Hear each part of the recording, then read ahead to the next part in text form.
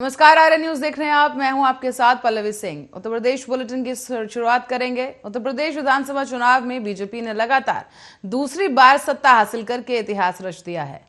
इस चुनाव में बीजेपी गठबंधन ने 273 सीटें जीतकर पूर्ण बहुमत हासिल कर ली है। तो वहीं दूसरी सबसे बड़ी पार्टी रही समाजवादी पार्टी, जिसने 111 सीटें जीती और इस चुनाव में बीजेपी को 41.29% वोट हासिल हुए हैं, जबकि समाजवादी पार्टी को 32.03% और बहुजन समाज पार्टी को 12.88% वोट मिले। तो वहीं दूसरी बार राज्य के मुख्यमंत्री के तौर पर शपथ लेने जा रहे योगी आदित्यनाथ गोरखपुर शहर विधानसभा सीट पर करीब 1 लाख से ज्यादा वोटों के अंतर से चुनाव जीत गए हैं। इसी दौरान प्रधानमंत्री नरेंद्र मोदी के नेतृत्व में योगी आदित्यनाथ ने इतिहास रच दिया है और इस जीत ने इंटरनेशनल मीडिया में भी काफी सुर्खियां बटोरी हैं।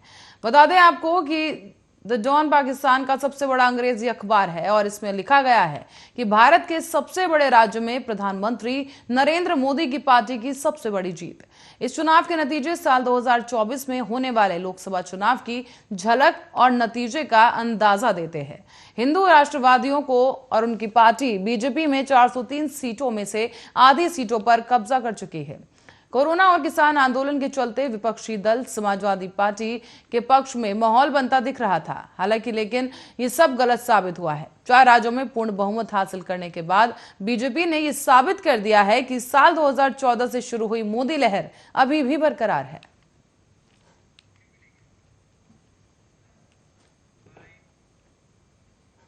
और चुनावी नतीजे आने के बाद समाजवादी पार्टी के प्रमुख अखिलेश यादव ने आज ट्वीट कर जनता का आभार व्यक्त किया है।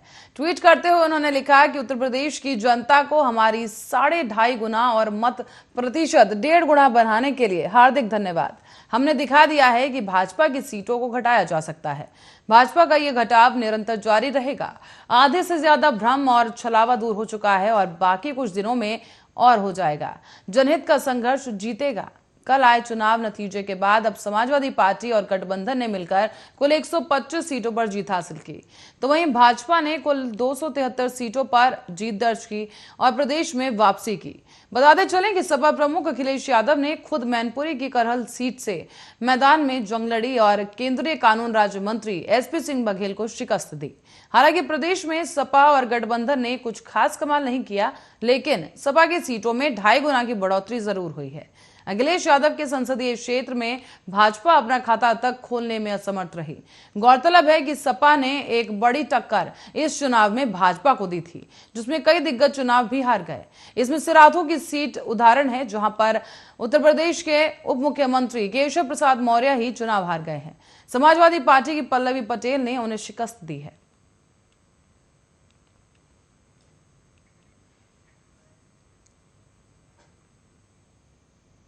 और इसी बीच उत्तर प्रदेश के विधानसभा चुनाव में भारतीय जनता पार्टी के शानदार प्रदर्शन के बावजूद उत्तर प्रदेश के उप मुख्यमंत्री केशव प्रसाद मौर्य समेत राज्य के 11 मंत्रियों को हार का सामना करना पड़ा है।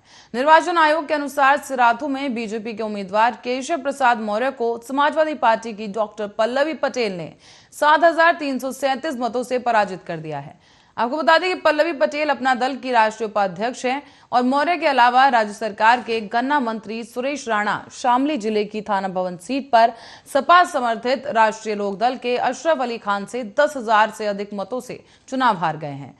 तो वहीं बरेली जिले की बहेड़ी विधानसभा सीट से राज्य मंत्री छत्रपाल सिंह गंगवार समाजवादी पार्टी के उतराउर रहमान से 3,355 मतों से पराजित हुए। बात करें योगी आदित्यनाथ की, तो आपको बता दें कि योगी के नेतृत्व वाली सरकार में ग्राम्य विकास मंत्री राजेंद्र प्रताप सिंह उर्फ मोती सिंह प्रतापगढ़ जिले की पट्टी विधानसभा सीट से समाजवादी पार्टी के राम सिंह से 22,051 मतों से पराजित हुए हैं। गृह राज्य मंत्री चंद्रिका प्रसाद उपाध्याय चित्रकूट सीट पर समाजवादी पार्टी के अनिल कुमार से 20,876 मतों से पराजित हुई। इसी तरह से राज्य मंत्री आनंद स्वरूप शुक्ला को बलिया जिले की बैरिया सीट पर समाजवादी पार्टी के जयप्रकाश अचल ने 12,951 मतों से पराजित किया। बात करें अन्य नेताओं की, तो आनंद स्वरूप पिछली बार बलिया सीट से जीते थे, लेकिन उन्हें मौजूदा विधायक सुरेंद्र सिंह का टिकट काटकर बैरिया भेज दिया गया था और उनकी जगह पार्टी ने दयाशंकर सिंह को उम्मीदवार बना दिया। टिकट कटने पर सुरेंद्र सिंह भाजपा से बगावत कर विकासशील इंसान पार्टी से चुनावी मैदान में उतरे और भाजपा को बैरिया सीट गंवानी पड़ी। बलिया जिले की ही फेफना सीट पर खेल मंत्री उपेंद्र तिवारी समाजवादी पार्टी के उम्मीदवार संग्राम सिंह से 19,354 मतों से पराजित हुए हैं।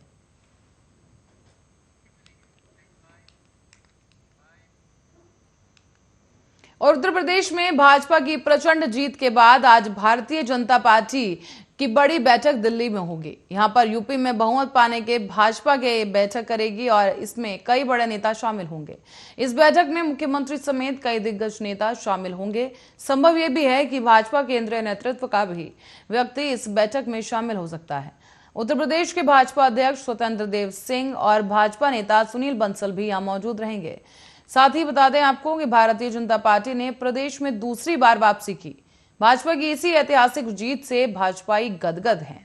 प्रदेश में जबरदस्त जश्न का माहौल है और भाजपा समर्थक हर जगह बुलडोजर के साथ जश्न में डूबे नजर आए। भाजपा ने प्रदेश में कुल 273 सीटों पर दर्ज की है जीत और समाजवादी पार्टी 125 सीटों पर विजय तिलक लगाकर सामने आई। भाजपा ने 1 सीट जीती है और कांग्रेस ने 2, जबकि राजा भैया की जनसत्ता दल ने 2 सीटों पर जीत हासिल की।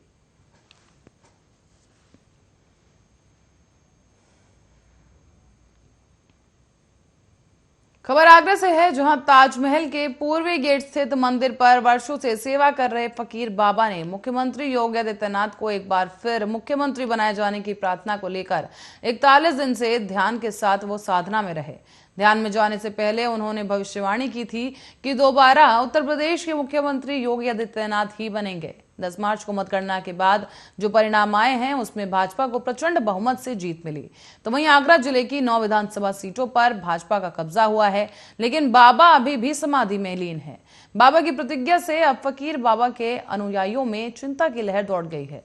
उनका ये कहना है कि 41 दिन से बाबा तप में हैं और भाजपा की जीत के लिए समाधि लिए हुए हैं, लेकिन अब उनकी ये प्रतिज्ञा की कोई जनप्रतिनिधि आकार ही उनको इस साधना से उठाए, इसको लेकर लोग काफी चिंतित हैं, क्योंकि जनप्रतिनिधि के न पहुंचने से बाबा साधना से नहीं उठेंगे और उनका स्वास्थ्य गिरता चला जाएगा।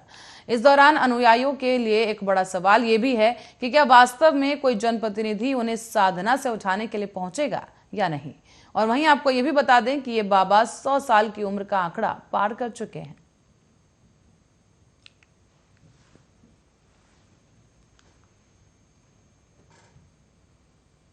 हमारी कोई मांग नहीं है, हम बाबा भाई से ना हमें दौलत की भूख है ना उसकी भूख है। हमारी तो शान वैसी बढ़ी हुई है, पर हमें उस महात्मा के लक्ष्य को देखते हुए हमने जो बीड़ा उठा लिया था। अगर हमारे ये बाबा नहीं आता तो हम तो यहाँ से बिल्कुल जा रहे थे। हमने मूर्ति बनवा ली है, तो शिकल कैसे दिखाते हैं अपने बच्चों को। हम बच्चों को शिकल नहीं दिखा सकते थे तो क्या करते हैं। अभी तक कोई उठाने नहीं आया है, नहीं आएगा तो बस हम कोई नहीं आए तो हम निकल लेंगे। बाबा की इच्छा ये थी, जब बैठे हुए थे कि योगी आदित्यनाथ जो दोबारा मुख्यमंत्री बने, इसलिए बैठे थे। वो करीब 2 तारीख से बैठे हुए हैं। बाबा कितनी उम्र होगी बाबा की? बाबा की 100 साल से ऊपर की उम्र है। केवल अधिकारी नहीं, पुलिस वाले आ जाते हैं पूछने के लिए राजी खुशी, और डॉक्टर आते हैं, इसके अलावा कोई नहीं आता। बाबा ये चाह रहे हैं थोड़ा कि भाई जो मैंने प्रतिज्ञा की थी अपनी 41 दिन आत्मा की आहुति दे के मैं ये किया है, और अब ये कोई प्रशासन का आदमी आ जाए तो थोड़ा उसमें इज्जत है, और कुछ नहीं चाह रहे बाबा आगे।